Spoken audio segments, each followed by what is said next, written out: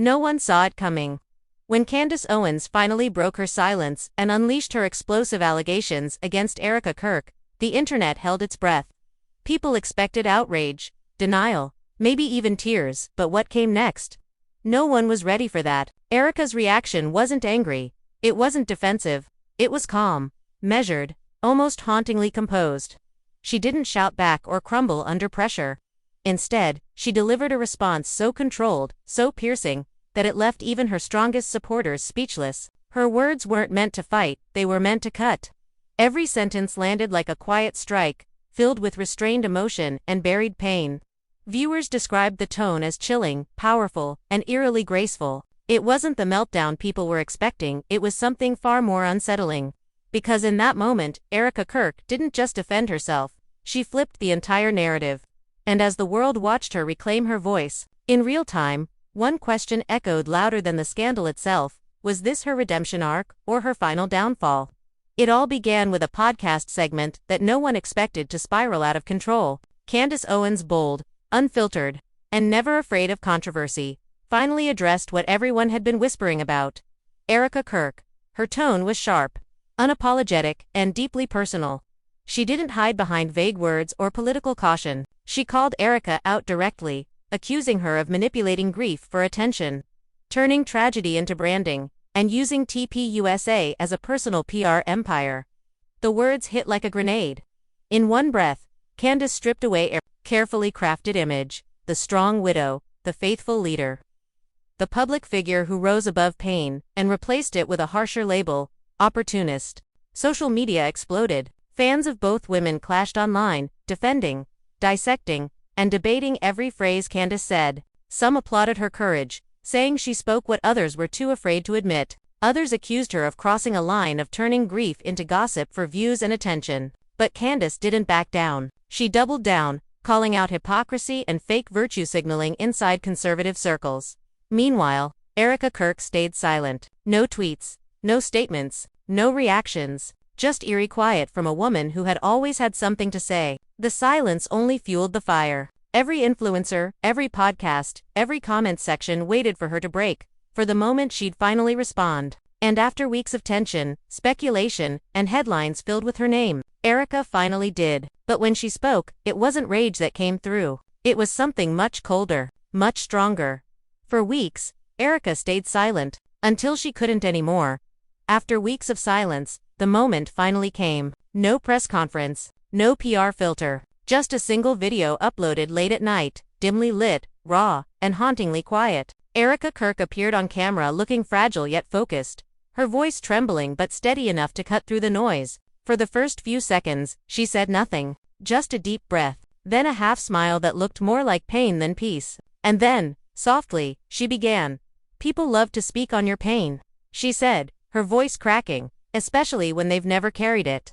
The line hit like lightning. It wasn't a direct attack, but everyone knew who she meant. The calmness in her delivery made it even more powerful, as if she'd spent days rehearsing not to scream. She didn't mention Candace Owens by name, but she didn't have to. The tone said everything. Each sentence felt like a quiet confession wrapped in defiance. She admitted she'd been hurt, misunderstood, and unfairly judged. But what stood out most wasn't sadness, it was control. Erika spoke about the dangers of public judgment, the way grief becomes entertainment, and how easily compassion turns into speculation. She looked straight into the camera and said, "Losing someone changes you, but being mocked for how you survive, that destroys you."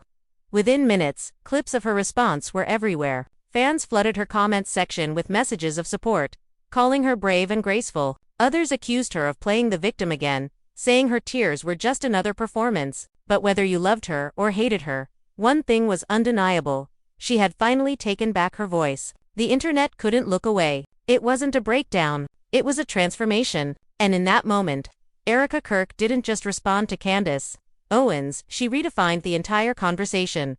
The internet didn't just react, it detonated. Within minutes of Erika's video going live, social media turned into a digital battleground.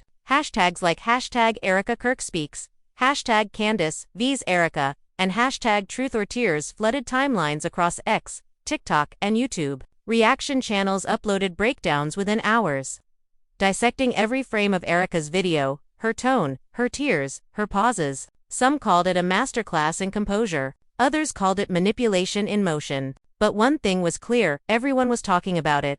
Clips of Erika's quote, "People love to speak on your pain when they've never carried it," went viral across every platform. TikTok edits layered it over sad piano music, while commentary creators used it as proof that Erika had played the long game.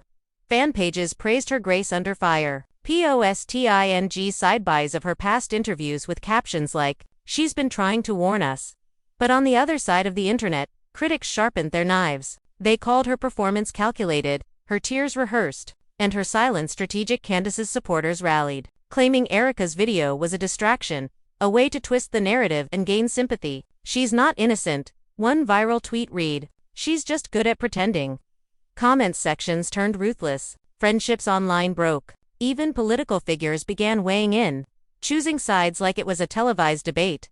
Every hour brought a new layer of chaos. Screenshots, old clips, supposed insider leaks from turning point circles. Suddenly, it wasn't just about Erika and Candace anymore. It became a war of ideologies, grief versus authenticity, loyalty versus power, and in the center of it all was Erika Kirk, trending, analyzed, and alone. Her calm words had set off a storm she could no longer control. The video that was meant to bring peace had instead reignited every rumor she'd tried to bury. Because on the internet, emotion is content, and controversy is currency. Beneath the chaos, beyond the hashtags and reaction videos, there was something much deeper happening, something the internet wasn't really seeing. Because while everyone focused on the drama, very few noticed the quiet details that didn't add up. The timing, the tone, the hidden alliances, all of it painted a picture far more complicated than a simple feud between two powerful women. Insiders began whispering that Candace Owens' allegations might not have been spontaneous at all. According to some reports, weeks before her outburst, there were private tensions brewing inside the Turning Point network, conflicts over influence, funding, and who would control the narrative moving forward. Erika Kirk, once the heart of the brand's new leadership image, had started to overshadow the others. Her speeches were going viral, her interviews drawing millions of views. For some, that made her a rising star. For others, it made her a threat. And then came Candace's comments, bold, public, and perfectly timed. Some claimed she wasn't just speaking her mind, she was executing a strategy, that this call-out wasn't personal, it was political. But others argued that Candace's words came from genuine frustration, that she was tired of what she saw as hypocrisy and self-promotion behind closed doors. The truth, no one really knew.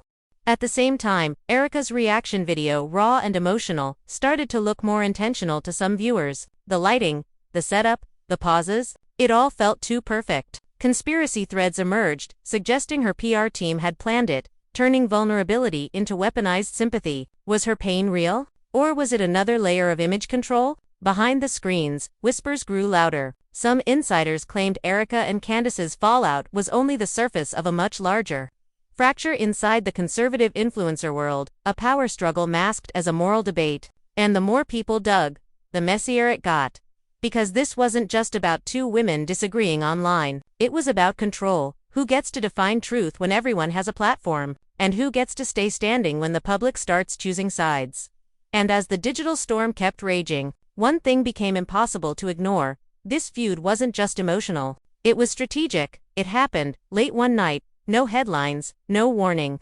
Just a quiet live stream that would soon become one of the most replayed moments in Erika Kirk's career. Her face appeared on screen again, but this time, she wasn't the composed, camera-ready version the world was used to. Her eyes were swollen, her hair unstyled, her voice softer than ever. And before she even spoke, you could feel it. This wasn't a statement. This was a confession. She began by taking a shaky breath and saying, "I've been holding this in for too long." Her words came slowly, breaking between sobs, but each sentence carried the weight of exhaustion. "Everyone talks about strength," she said, "but no one tells you how lonely it feels when you're trying to survive while the world watches you bleed." For the first time, Erika didn't sound like a public figure, she sounded human, vulnerable, broken. She admitted that the past few months had been unbearable, that she'd lost people she trusted, and that betrayal had come from places she never expected. Viewers watched in silence as her tears fell mid-sentence, her voice trembling as she whispered, "I've made mistakes, but I don't deserve this kind of hate." Clips of the confession spread instantly. Some said it was the most genuine thing she'd ever done. Others, predictably, called it damage control. But even her critics couldn't deny one thing: it felt real, too real. You could see the pain in her body language, hear the fatigue in her tone. It was the kind of breakdown that didn't need words to explain itself. And in one chilling moment near the end, she looked straight into the camera and said, "I don't want to fight anymore. I just want the truth to come out." Then she ended the stream without saying goodbye. No outro. No music. Just a blank screen that left millions of viewers staring at their phones in stunned silence. It was raw. It was heartbreaking. And it was the moment the world finally realized this feud wasn't just internet drama. It was the unraveling of a woman who'd been carrying too much for too long. Just when people thought the storm had passed, Candace Owens stepped back into the spotlight quietly, deliberately, and with perfect timing. There was no dramatic announcement, no direct name, just a single tweet that read, "Truth doesn't tremble when it's challenged." Within seconds, everyone knew exactly who she was talking about. It was the kind of move that only Candace could pull off, subtle enough to deny, sharp enough to sting. Commentators flooded timelines with screenshots, podcasters cut new thumbnails, and once again, Erika Kirk's name began to trend. But this time, the energy felt different. People weren't just gossiping, they were taking sides. Half the internet hailed Candace as fearless for standing her ground. The other half accused her of cruelty, of targeting a woman who was clearly breaking down. Candace followed up with a new podcast episode, cool, poised, and unapologetic. She never said Erika's name, but the message was unmistakable. When people hide behind tears, it's because they can't handle the truth. The tone was surgical, calm but merciless. She framed the entire feud as a battle between honesty and emotional manipulation, casting herself as the one who refused to be silenced by sympathy. The response reignited everything Erika had just tried to calm. Fans begged her not to engage again. Her team reportedly advised her to stay offline, but insiders claimed she was furious, torn between clearing her name and protecting what little peace she had left. For days, her followers waited, refreshing her feed, wondering if she'd respond or, if this time, silence would be her weapon. Because in this war of words, every sentence was ammunition, and every pause was interpreted as strategy. Candace had thrown her final spark. Whether Erika would let it burn or finally put it out, no one knew. Weeks have passed since the feud between Erika Kirk and Candace Owens set the internet on fire. The chaos has quieted, but the silence feels heavier than ever. The headlines have faded, the hashtags have stopped trending, and both women have retreated into their corners of the digital world. But the tension, it's still there, humming quietly beneath the surface. Like an unfinished sentence everyone's too afraid to complete. Erika Kirk hasn't made another public statement since her emotional confession. Her once active feed now sits almost frozen, just a few cryptic posts about healing, faith, and truth. One of them simply reads, "Peace doesn't mean silence, it means distance." Fans flooded the comments with hearts and prayers, while critics saw it as another passive jab at Candace. Whatever the intention, one thing is clear: Erika is done defending herself, for now. Meanwhile, Candace Owens continues her usual routine: sharp commentary, viral podcasts, and unapologetic opinions. She hasn't mentioned Erika again, at least not directly, but the shadow of their feud still follows her. Every clip she uploads is instantly flooded with comments asking, "Is this about Erika?" And in true Candace fashion, she never confirms or denies, she simply moves forward, letting mystery keep her relevant. Behind the scenes, insiders whisper that neither woman truly won. Sponsors quietly backed away, collaborations paused, and mutual friends chose sides in silence. What began as a clash of personalities ended as a mirror reflecting the darker side of digital fame, where every word becomes a weapon, and every emotion becomes content. But even now, with the dust settling, the story doesn't feel finished. Some believe Erika is working on a longer, more personal response, maybe a book, maybe an interview, something that tells her side without filters. Others think she's gone for good, walking away from a spotlight that turned her pain into public spectacle.